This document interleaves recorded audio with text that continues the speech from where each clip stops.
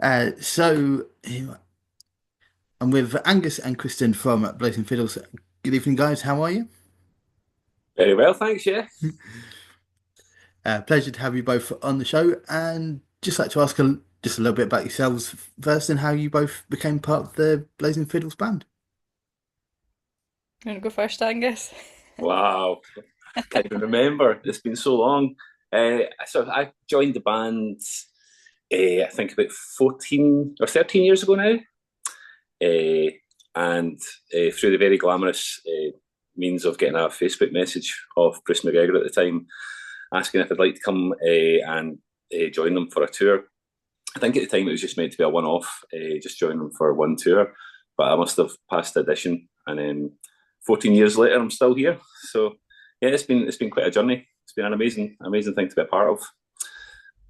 And then Harv, you were in a few years after me. Yeah, I joined 10 years ago.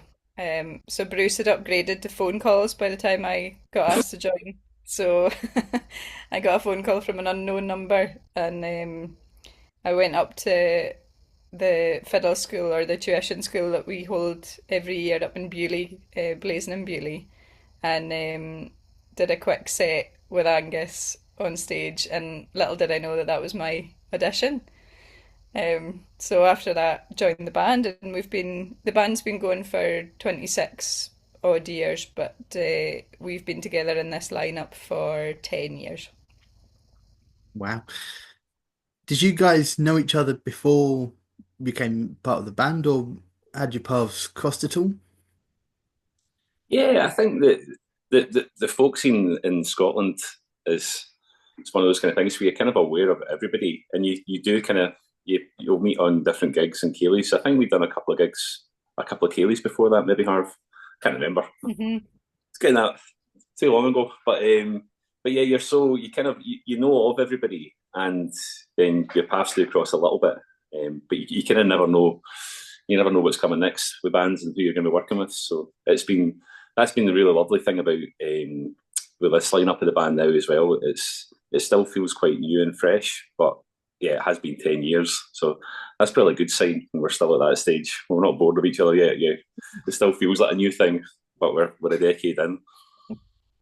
That's great.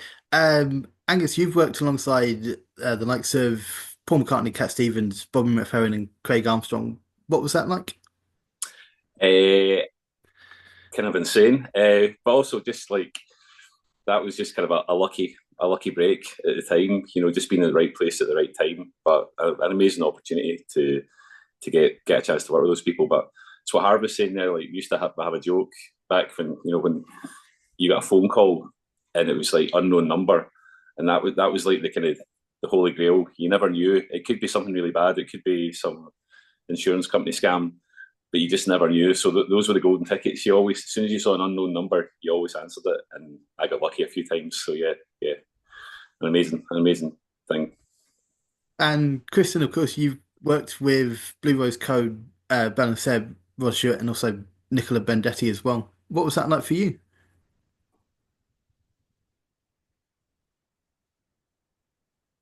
Yeah, very, very cool. I mean, it's part of the job that you end up sort of working with a whole range of different musicians, from all different kind of genres, really. Um, so each experience sort of, yeah, it pushes you on, and you get to meet lovely people during the process. So the whole thing, playing with all those guys, and just everybody that you get to play with, you learn something new from it every time. So it's really exciting. Would you work, but either of you with those guys again if you ever got the phone call and said, we need you in the lineup? Yeah, I'm waiting. Phone's here. Anytime they want to call, if they're listening to this, Yeah, keep just give me a checking my call. phone. Yeah, yeah. Uh, but yeah, that's the exciting thing. You never really know what's around the corner with music. Like it's quite unpredictable. So it's yeah, fingers crossed. Is there anyone between the two of you that you would love to get that phone call and say, how about we work together on, say, a project or go on tour together? Oof. Ooh, tough question. Well, for me, my golden gig I'd want to be on at one point is my Peter Gabriel. I think that's the pinnacle for me. And I'm trying to make this work. I've had a plan in place for the last couple of years with the band. We're actually on this tour we're about to go on. We're when we finish the tour, we're going straight into the studio to record a new album. But for the last album and this album, we've been recording at Peter Gabriel's studio. So I'm just kind of loitering around the hallways, hoping to bump into him. I've got my CV and a business card, and it's going to happen. I can feel that this is the one. So the band don't know this. They've just been. I just came up with the idea of going to real worlds, but this has actually been my plan the whole time. So, Right. It's so all making sense now, Angus. no offense, Blazers. If I bump into Peter this time and that what happens, then I'm going to have to move on. But yeah, that would be the dream gig for me. I think I've been a huge Mumford and Sons fan forever. Um, and even when they lost the banjo, I still stuck with them. It was hard to take, but I am trying to learn the banjo at the moment, so perhaps I could fill that spot for them again. That would be my dream gig. There we go. I'll see you at Glastonbury, Harv. Yeah, well, Leave yeah, banjo maybe. at Mumford and Sons. There we go. You never know that you could get that phone call and they say This is it. want to come Yep. and play because that is kind of what Glastonbury is. You get the great bands and you get the unexpected along the way. And Angus, yeah, you never know if you chance your arm to, Peter Gabriel might say, yeah, come on, let's do it. Yeah. I need an accordion player. Yeah, You never know unless you chance your arm, as I say. That's it. Live that's and hope. right. And also recently, you guys were part of the single for Dodie's Dream. What was it like working with so many other artists as well on that single, and how it all came about? Yeah, amazing. I mean, that was really down to Bruce McGregor having this idea, wanting to put something out and support the charity. And then Bruce is brilliant at he's an amazing ideas guy and amazing at making things happen. So he just got on the phone and contacted all these people, and yeah, it was kind of incredible. It happened really quickly, and I had the job as well of putting it all together. So I was just getting Dropbox links from everybody all over the world, like going, okay, here's my parts of recorded, and I had this massive jigsaw puzzle of like putting it all together and getting it all to work together. So Bruce is brilliant at that, but he's great at coming up with a big idea and going, this will be amazing, and making it all work. And he's like, right, you fix it. And then I'm sitting at like 4 in the morning trying to make this work. But yeah, it was an amazing project to be part of, and had a really wide reach on it as well. So yeah.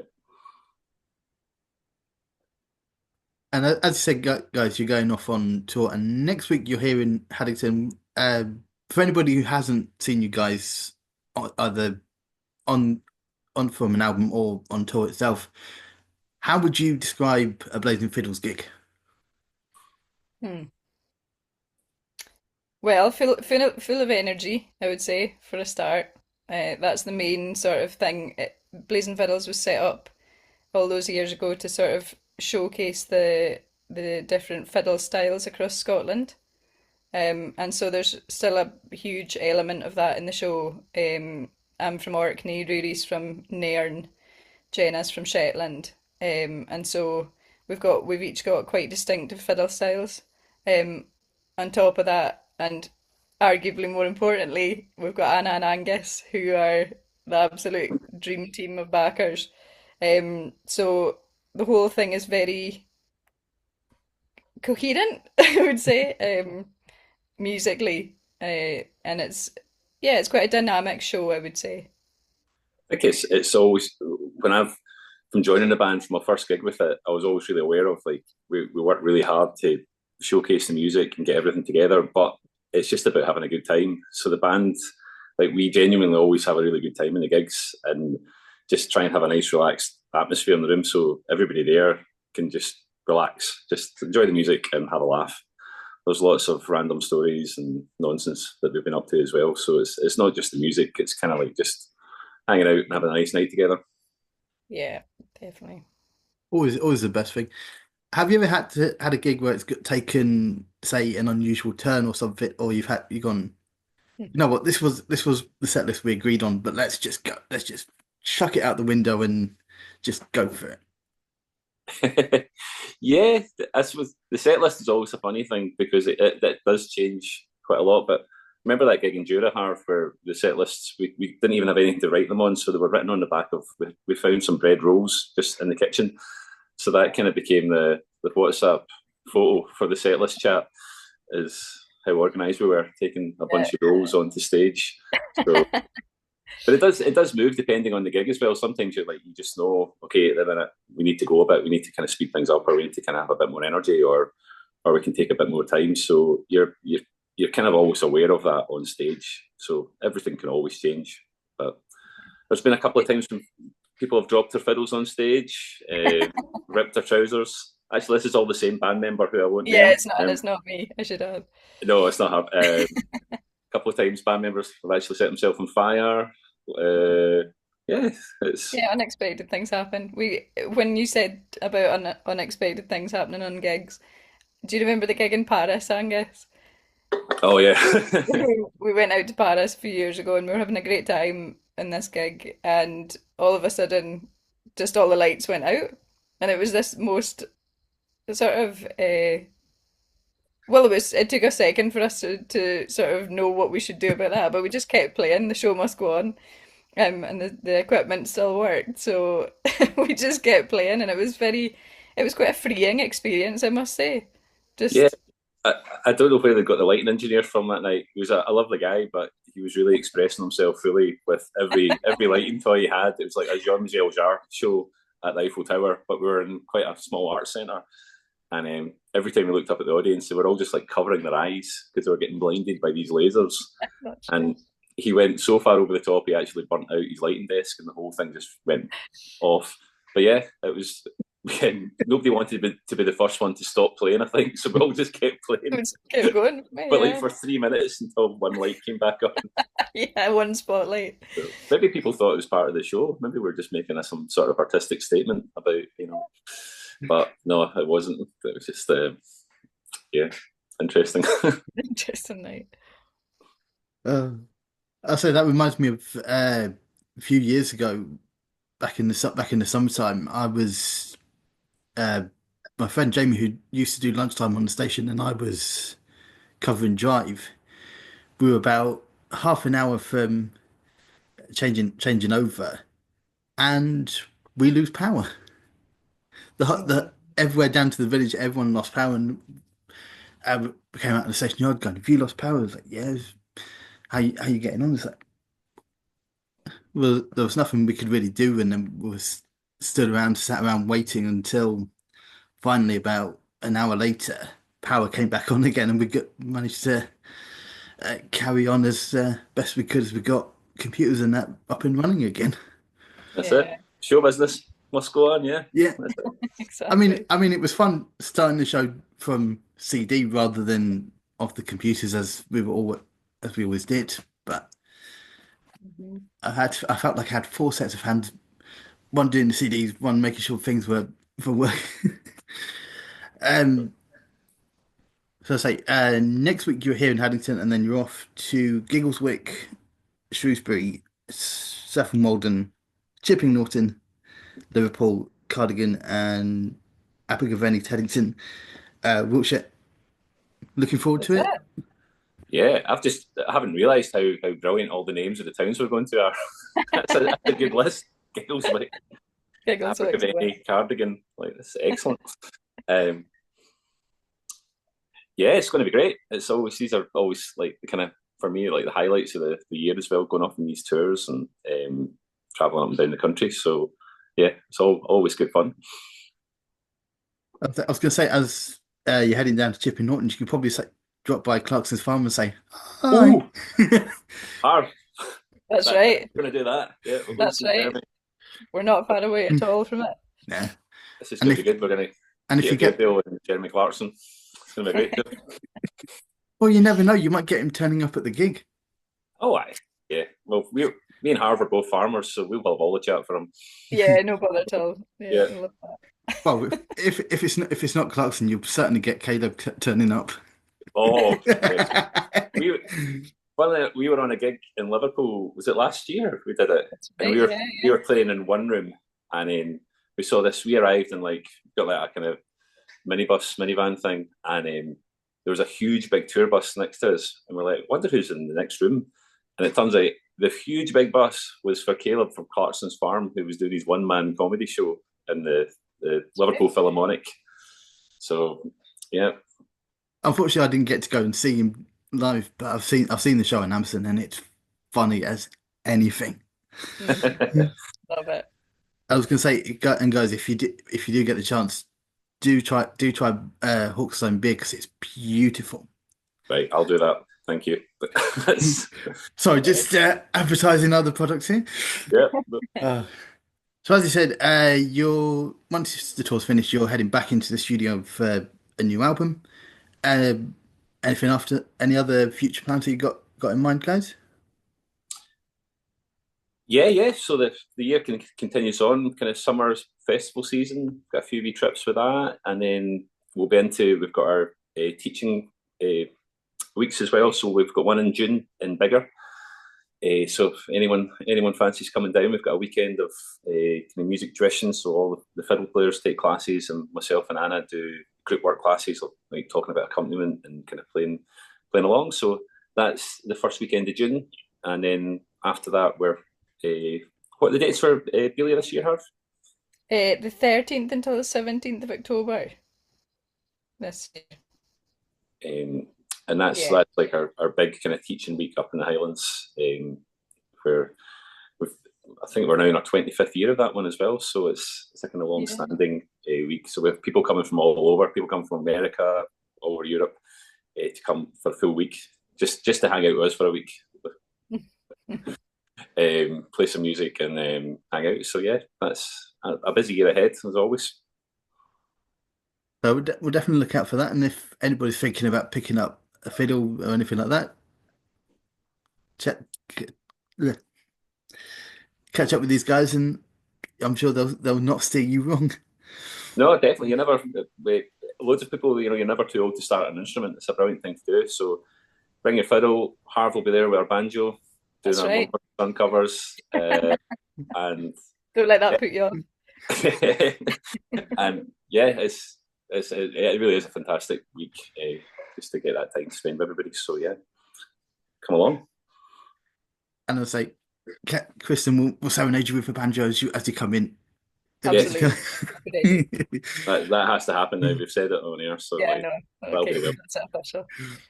Uh, um, last thing, any advice for anybody who's thinking about picking up, say, the fiddle or the banjo or anything like that?